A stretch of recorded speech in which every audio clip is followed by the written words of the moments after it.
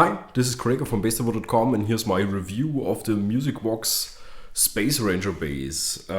This particular model is from a limited edition, but it basically has all the standard specifications. So let's have a look.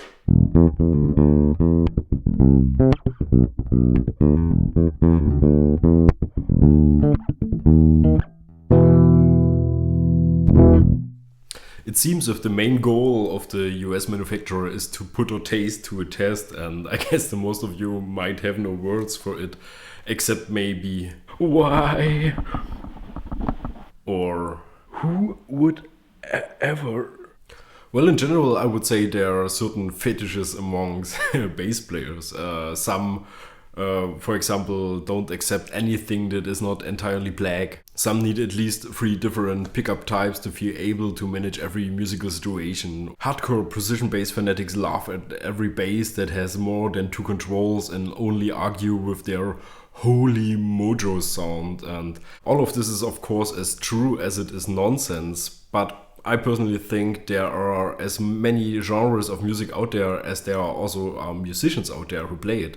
So there's definitely also a place for the weird stuff. And speaking of mojo, anyone here who has seen Austin Powers? Yes? No?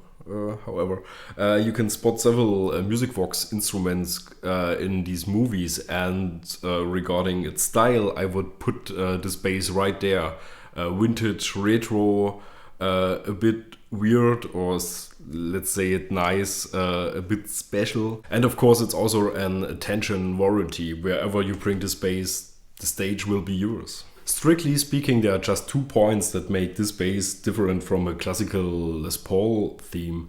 And one is of course this elongated horn, and the other point is this weird shaped headstock. So much can be said, it definitely needs a bit more than a small shot of self-confidence to bring this bass to a gig. Some people might eventually look at you. But if you put the design aspect beside, we have nothing else than a completely normal short scale bass. So let's go through the specs. The body is made from mahogany and comes in, and that's actually the special feature here that makes it a limited edition model. It comes in this metallic red with this ivory part here. If you check the Musicvox website, you will see what other color finishes are available, like this one or that. And if you can't get used to the weirdo features, you might want to check out the Space Cadet model or the MI5. These are similar basses, just a bit more normal looking. The mahogany body is at no point flattened or rounded, and that's because of the binding, which is very nice. But especially in this area, it feels a bit sharp, but this is not really a problem. You just have to make sure that you have a bit of an angle with your arm when you play it, so there's no problem at all. No, just kidding. The bolt-on maple neck has a 30-inch scale, so it's 4 inches shorter than what's considered a regular bass neck. But don't think this feature makes it only a nice toy for your kids. Shorter scales are of course more comfortable to play, but they also bring some interesting sound changes. You lose this typical clean piano-like tone definition, but you get paid back in the form of warm and round basses. Especially the D and the G string benefit a lot from this. They sound like a real bass up to the highest frets and not as thin and guitar-like as you might know it from many 34 or 35-inch scale basses. In a band mix, this works very well if you're playing slower, more supporting kind of stuff. If you bring this to your metal band and have to fight against huge Marshall stacks, then you might probably get lost. I would rather use such a bass for R&B or pop stuff. Music that leaves some space to let all instruments come through.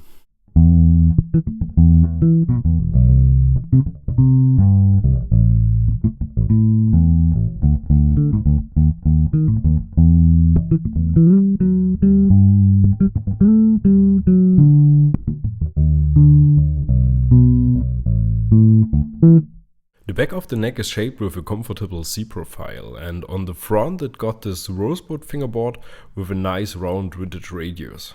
The binding and the block inlays look great and give you sort of a 70s jazz bass kind of look. The Spaceranger is equipped with 2 humbuckers, a volume and a tone control, plus this 3-way toggle switch for pickup selection. The 2-piece tune-o-matic bridge with stop tailpiece is simple, but does allow string adjustment for height and intonation. This is unfortunately not the case with many other basses in this genre. The open Kluson type machine heads here are a bit special. They are really small, so tuning is not as comfortable as it is with bigger ones, but technically they do their job. My only real complaint here is the missing string tree for the E and the A string. The headstock is not angled, so it might happen from time to time that the open plate E string rattles a bit in the nut. I don't know if this is standard now, but I've seen some models with 2 string retainers recently.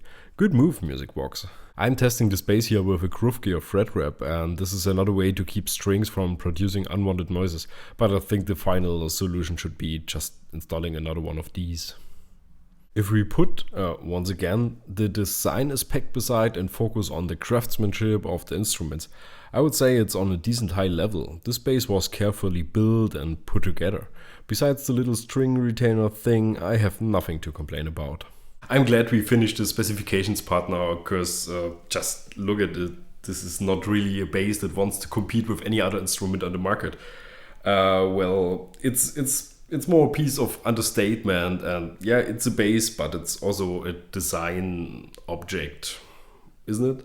It will lead to nothing if we start to argue with form follows function or whatever other manufacturers write in their agenda. The Spaceranger will definitely not fit in any of the categories we are used to see every day. I think Musicvox just wants to provoke here. They want us to find it weird, but isn't that how great marketing works in many cases? If you ever meet the Musicvox designers, don't ask, don't you think this looks a bit weird? Rather laugh out loud and congratulate these guys for their huge cojones to put such a bizarre design on the market. Or would you prefer to see like the 12 gazillionth feather kind of bass with just a minor technical upgrades or whatever? Yeah, me neither.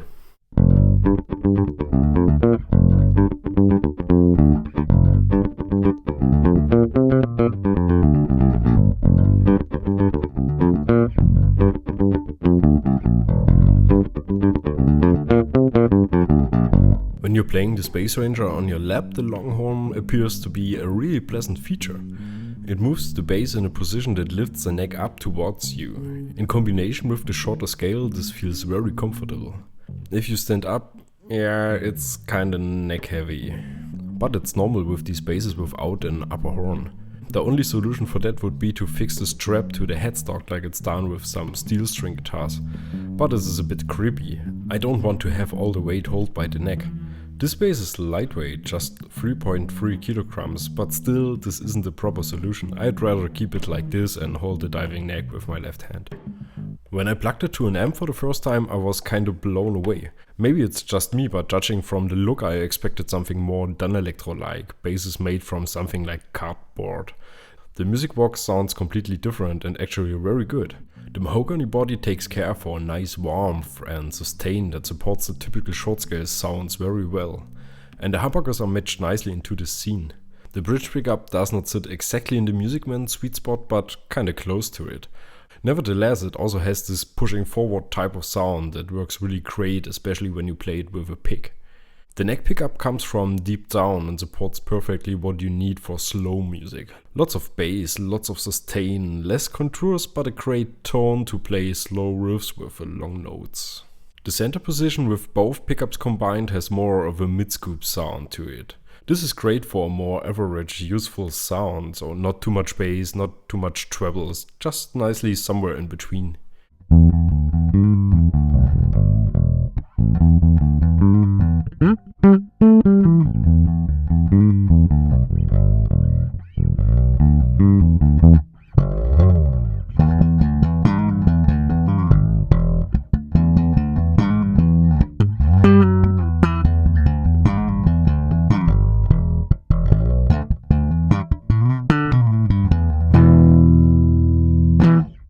Tone control is useful to get rid of some highs.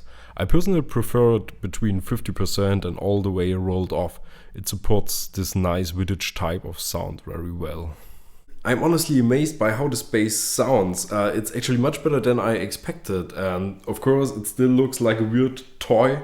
But if you're into the specific genre of music and of bass sounds, you will definitely have a lot of fun with this bass. I like these old school medium and short scale basses like Höfner or K basses, and they produce like this one, just such a nice, warm, vintage type of sound. And you can't get this kind of sound out of a jazz bass or out of a precision bass, or let's say from long scale basses in general.